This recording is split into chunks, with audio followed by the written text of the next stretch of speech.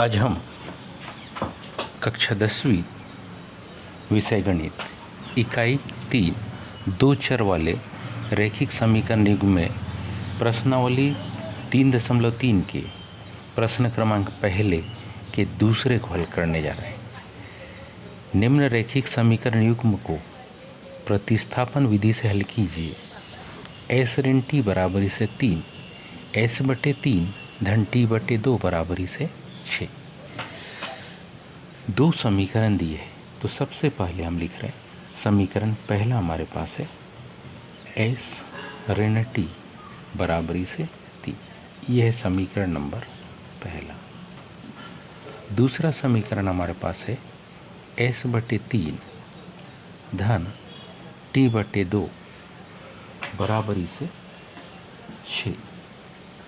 समीकरण एक की हम सहायता लेते हैं, इसको हम लिख रहे हैं समीकरण एक द्वारा।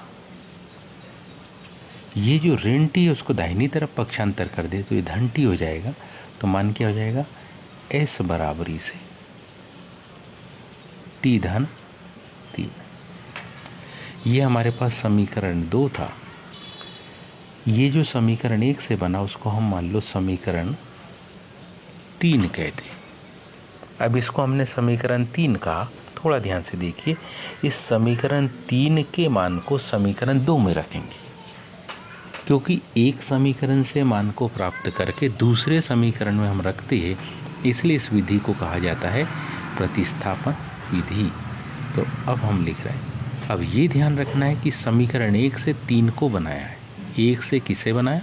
3 को। इसलिए 3 के मान को हम 2 में ही रख सकते, 1 में नहीं।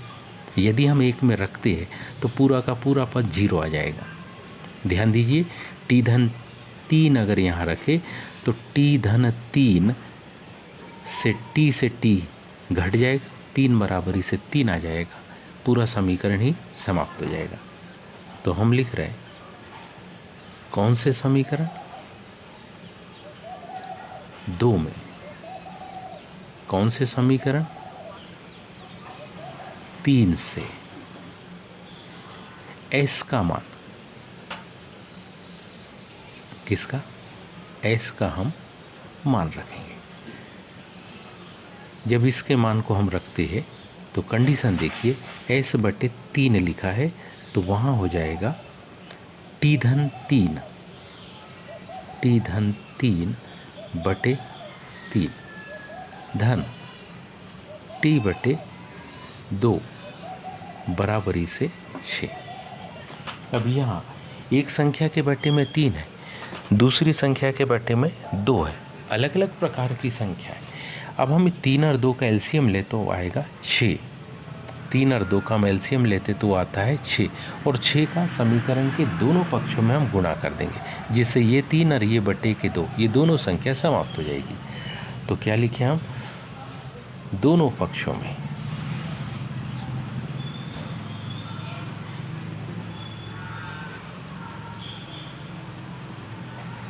छः का क्या करने पर?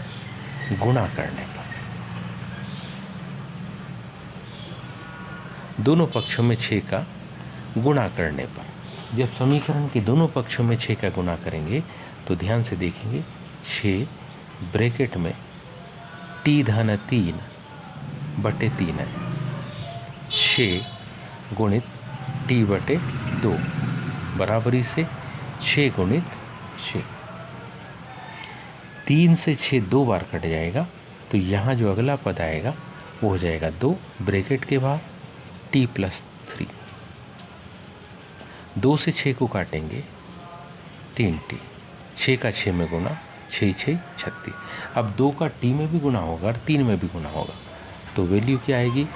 2t धन 2 तिया 6 धन 3t बराबरी से 36। यहाँ ये बराबर का चिन्ह,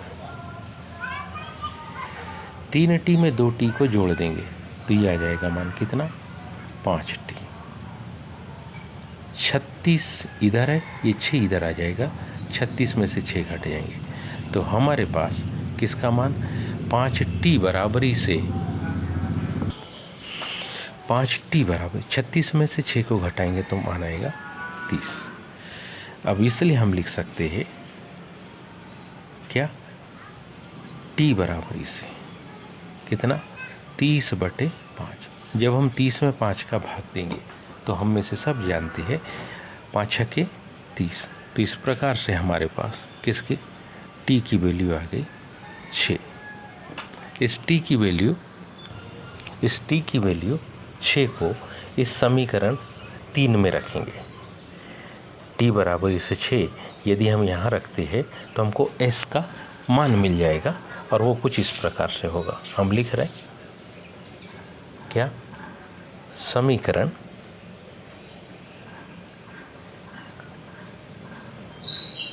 समीकरण नंबर किसमें 3 में t बराबर इससे 6 रखने पर जैसे ही हम t का मान 6 रखते हमको मान मिल जाएगा s बराबर इसे t+3 था, 6 धन 3, तो हमको मान मिल गया 6 और 3 9। तो हमारे पास उत्तर आ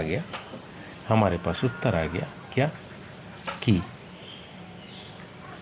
s बराबर इसे 9 तथा t बराबर इसे 6।